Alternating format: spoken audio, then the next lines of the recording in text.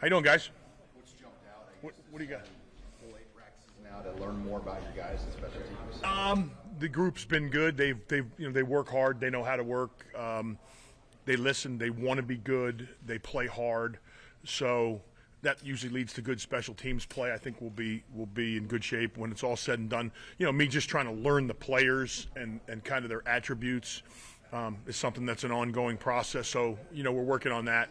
It's been good. It's been fun, and the periods have been competitive, and the drills have been competitive. We've done mostly drill work, but I'm excited for the group.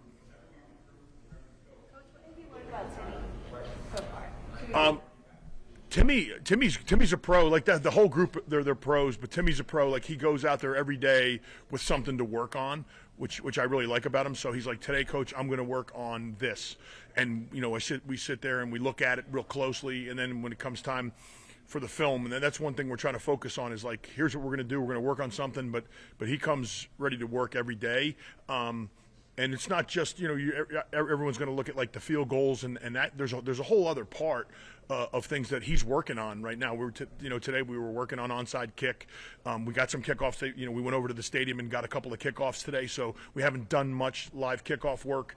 We've done some approach work, and like I said, he's a pro because he's out there saying, okay, I'm going to be a 10-step approach on my kickoff. I want to have my plant foot here. So we've been working on that and filming it and trying to just get better. But Timmy's a pro. He's great to work with. Something that you picked up in the NFL that you're bringing back to college now in terms of what you can emphasize in some of these games? Well, I'm working. I'm much better than I was before I went to the NFL because you get to spend a lot of time with the actual specialists. So in the past, you're coaching the tight ends and you're trying to coach special teams, and then you're going around with the guys and you're meeting with them, but you don't have as much time. So when you're working with guys like Johnny Hecker and Zane Gonzalez and J.J. Jansen, you're learning like the real ins and outs.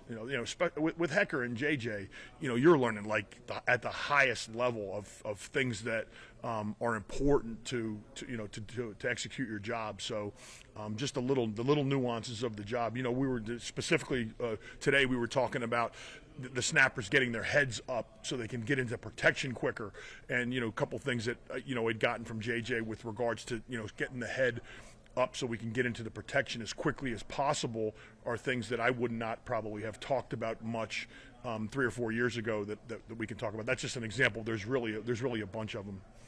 Coach, what about Billy Kemp? What has he brought to that punt return spot? And you've got a lot of film to watch him from the past.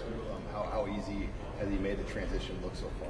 Billy's been good. Like and Billy's again the thing that's impressed me about Billy and really all these guys is Billy's a worker. Like he's working at different aspects and wants to be challenged. So like he's not out there catching punts in the pre-practice. He's out there saying, okay, I'm going to position myself 15 yards over to the left, and I'm going to come back and get square on the ball. And he made a comment to me about getting square on the ball. It was actually a kickoff return, but he was talking about wanting to try to make sure that he was going to get square on the ball as one of his goals. So he's working on his craft all the time. He obviously brings some juice to the return game, and there's a few guys. The competition's going to be intense when it's all said and done for the first game next year. We're a long way away from that, but like there's a couple guys that can return the ball, and he's certainly one of them.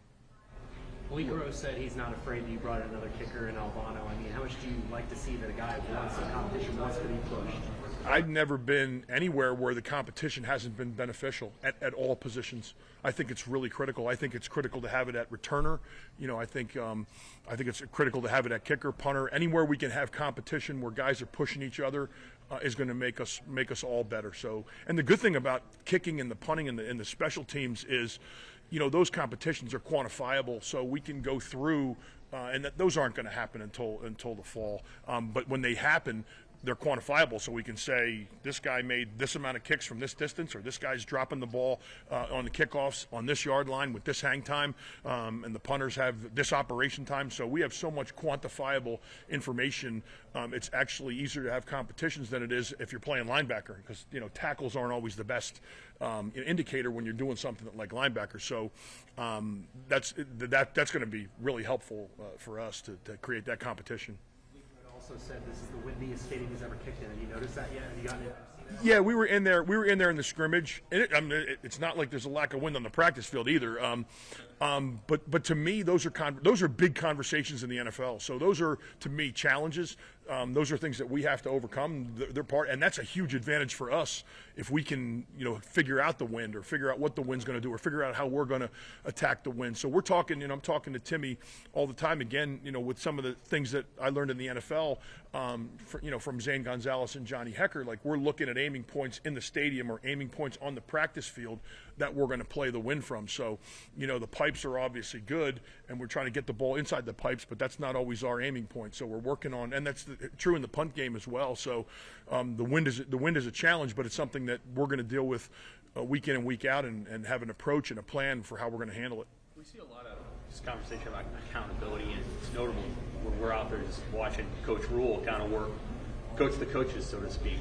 What's that experience? I mean, you know him better than I think any assistant. What's that experience like, and the first time you experienced it, what's good about it? Why is it effective?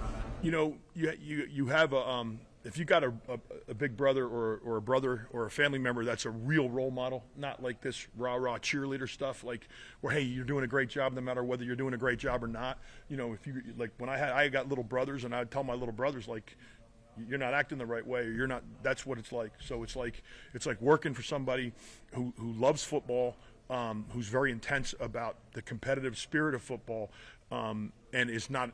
It's his job in his mind, in our minds, and what we do and why we work well together is he'll say, hey, like we were talking today out there about the shield on the punt, and he was like, what do you think about that? The shield looks really tight to me. So we had that conversation. We're going to go look at that on film, but he's not out there standing going to look at the shield and say something doesn't look right, and he's not going to say anything. Like I expect him, I want him to say something, and we have that relationship. But he's great like that with the coaches, and it's not like challenging. It's just, hey, this is what I'm seeing. Like and like a lot of people, like you're in that role with people in your family. Sometimes, do I say something? Like, that's not the way it is on our staff. Our staff is like, that doesn't look right to me. I'm not coming after you. It doesn't look right to me. What do you think? And then we have a conversation about it. But for most of us, we're beyond the, what's your agenda or whatever, because we've all worked together, and, these guys we coached, and we've been working with them now for years. There's a trust, and we're starting from a point where we're coming and coaching each other because we care about each other, not because we're trying to, there's no egos involved in that. What about Bushini? What do you like about what he's been able to show you early on in spring ball? Bushini's had a great week. This week has been really good. Like he's really technical in his approach. So we've been focusing on pooch punting the last two practices, and I don't know if you have an appreciation for pooch punting, but if you do, he put on a clinic on Saturday with his pooch punt. I said, I want you to drop the ball on the 8-yard line, and I think he had 10 kicks, and I think 4 of them dropped exactly on the 8-yard line. Like, that's like Johnny Hecker stuff. And then I didn't get the markings today, but the balls looked good. And today he had to deal with some wind. He dealt with wind on both days. But he's really talented. He has good command of where the football is going to go. There's some things, and again, he's like Timmy, where he's got some things that he needs to work on that we're working on. And usually with the punters, if you just think about the art of punting, it's like hitting a golf ball, but you're dropping the golf ball. Like, it's really that technical. So, like, he's dropping the ball, and normally if he's not catching clean or he's not getting it down, he's dropping it one way or the other. Usually it's inside, but we're always looking at the drop. So he's constantly, looking at his drop and his steps, because it's all got to time up that way. So it's extremely technical, and he's advanced, but he's also learning, and he's watching film, and we're looking at things together, and it's been great to work with him as well. Is there anybody pushing him? Jacob Hull has a chance. He's working really hard. He's young, so I would say, like, if you're looking at the progression of it, Brian's a guy that's kind of pushing to get to the NFL, and Jacob's like a guy that's pushing to try to get on a college field. So, direct answer to your question, not really, but I wouldn't surprise me if Jake started to uncork some punts and start to do some things to deserve to get on the field. Brian's really good. I mean, he's I'd love to be able to create some competition for him, but I don't know if we can do that right now. Anyone else on the kickoff mix? Timmy said he's been doing a little bit of that. Yep. Yeah, Timmy. Brian's working on it. Yeah, so Brian's going to do some kickoffs. We're going to evaluate that a little bit. We actually got our first shot at it today, so I think you'll see us incorporate that. I'm not sure how much of that we'll incorporate into practice. I think we will, but like you guys know, the frustrations. Like we're trying to work that kickoff return drill today, and the Jugs is dropping them in there really nice for us. If we go out there and the kicker misses one, it wrecks the whole drill. So I'm kind of a little bit uptight about making sure the ball goes where I want it to during that period, especially early on. But maybe we might see us kick one or two off in the spring game or as we approach it. But I'm interested to see how they do it. I mean, Brian's got a big leg, so he can do it. Timmy can do it, and it's not about, to me. Blasting the ball out of the end zone. I worked for a guy last year in Carolina that didn't want to kick the ball out of the end zone. So whatever the kicking abilities are will fit the coverage around the ability of the kicker. I think that's the important part, is that we get guys that are consistently putting the ball where we want to with enough leg strength. And from what I've seen, I think we'll be able to do that.